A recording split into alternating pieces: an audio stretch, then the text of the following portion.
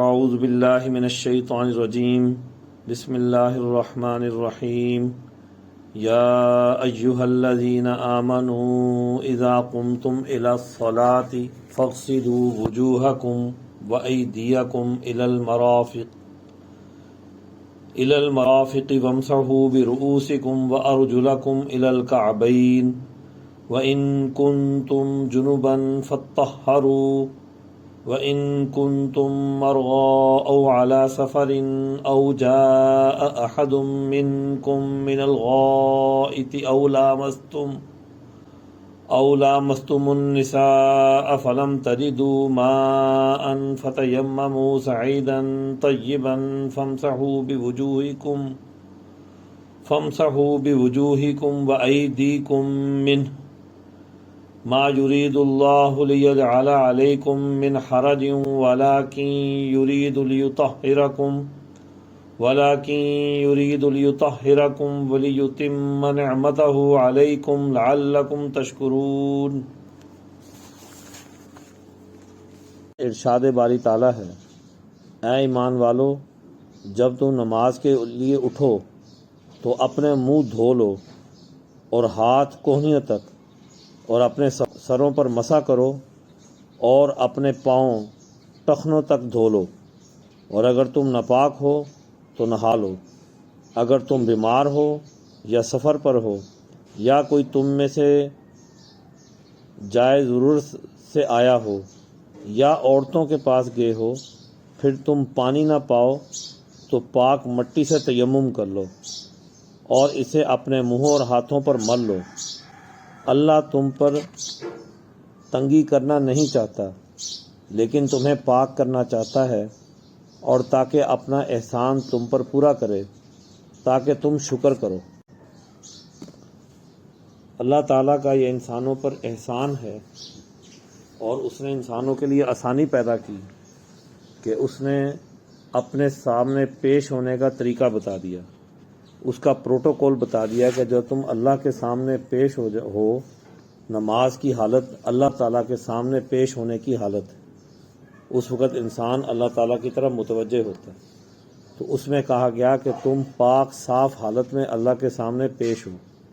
اللہ تعالیٰ خود پاک ہیں تو وہ پاکی کو پسند کرتے ہیں، تو اس لیے یہاں کہا گیا کہ اے ایمان والو، جب تم نماز کے لیے آؤ، نماز کے لیے اٹھو تو پھر اپنے منہ دھو لو اور اپنے ہاتھ کوہنیوں تک دھو لو اور اپنے پاؤں ٹخنوں تک دھو لو، اور سر پر مسح کرنا ہے۔ اور ترتیب یہی ہے کہ انسان اپنے چہرے کو دھوتا ہے اور اپنی ہاتھوں کو دھوتا ہے، اور پھر ترتیب سے اپنے چوتھائی سر کا مسح کرتا ہے، اور پھر پاؤں دھونے کا عمل ہے۔ اور یہ کہا کہ اگر تم ناپاک ہو تو پھر نہا لو۔ انسان کی ایک حالت ناپاکی کی یہ ہوتی ہے کہ اس میں صرف وضو کرنے کی ضرورت ہوتی ہے، اور ایک حالت یہ ہوتی ہے کہ اس میں غسل کرنے کی ضرورت ہوتی ہے۔ یہ دونوں حالتوں میں انسان پاکی حاصل کرتا ہے، ایک حالت میں وضو کر کے، اور اگر بڑے درجے کی ناپاکی ہو جائے تو پھر نہا کر پاکی حاصل کرتا ہے۔ اور یہ کہا کہ اگر تم بیمار ہو یا سفر پر ہو یا تم میں سے کوئی رفع حاجت سے آیا ہو یا پھر کوئی اپنی بیوی سے مل کر آئے، تو پھر تمہیں پانی نہ ملے تو اب کیا کیا جائے؟ تو یہاں پر اللہ تعالیٰ نے انسانوں کے لیے آسانی پیدا کی کہ ایسی حالت میں کہ جب انسان بیمار ہو تو پانی استعمال نہ کر سکے، اسے سردی لگتی ہو یا پانی سے بیمار مرض بڑھنے کا خدشہ ہو، جیسے بعض زخموں کے اندر ایسی صورت ہو سکتی ہے، یا سردی میں کسی انسان کے لیے بہت نقصان دہ ہو سکتا ہے کہ وہ پانی کا استعمال کرے، تو اس لیے کہا گیا کہ پھر تم تیمم کر لو، اور تیمم کے لیے پاک مٹی وہ چاہیے، ایسی مٹی نہ ہو کہ جس کے اوپر نجاست ہو، اور اس میں مسح کرنے کی صورت بھی بتا دی. ہاتھوں کو مٹی پر کے ساتھ مل کر اسے اپنے منہ پر مل لو، اور پھر یہ کہ پھر اپنے ہاتھوں کو وہی مٹی جو ہے پھر اسے اپنے ہاتھوں پر ملنا، کوہنیوں تک اسے لے جانا. یہ عمل ہے تیمم کرنے کا. اللہ تعالیٰ انسانوں پر تنگی نہیں کرنا چاہتا کہ اگر پانی نہیں ہے تو اب انسان کی طبیعت اس طرح متوجہ رہتی ہے کہ وہ پاکی کیسے حاصل کرے. تو اس کے لیے کہہ دیا گیا کہ تم جو ہے تیمم کر سکتے ہو. اللہ تعالیٰ تمہیں تنگی میں نہیں ڈالنا چاہتا، بلکہ اللہ تعالیٰ یہ چاہتا ہے کہ وہ تمہیں پاک کرے. اور اس طرح کی آسانیاں پیدا کرنا یہ اللہ کا احسان ہے.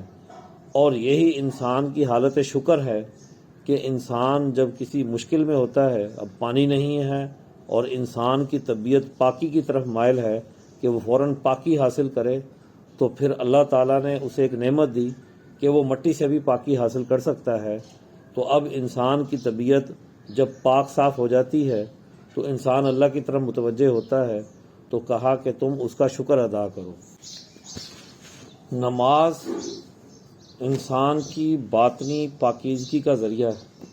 انسان پوری توجہ کے ساتھ اللہ کے حضور کھڑا ہوتا ہے، اس کے سامنے پیش ہوتا ہے، اور انسان جب نماز جیسے اعمال کرتا ہے تو اس کا باطن پاک اور صاف ہو جاتا ہے. وہ بہت ہی اعلیٰ کاموں کی طرف متوجہ ہوتا ہے. ظاہر ہے کہ اللہ تعالیٰ کی ذات بہت بلند و بالا ذات ہے. تو انسان جب ایسی بلند ذات کے ساتھ اپنا تعلق قائم کرتا ہے تو معاشرے کے اندر، سوسائٹی کے اندر اعلیٰ درجے کے کاموں کی طرف متوجہ ہوتا ہے. وہ بلند کاموں کی طرف متوجہ ہوتا ہے، پستی اور پست کاموں سے احتراز کرتا ہے.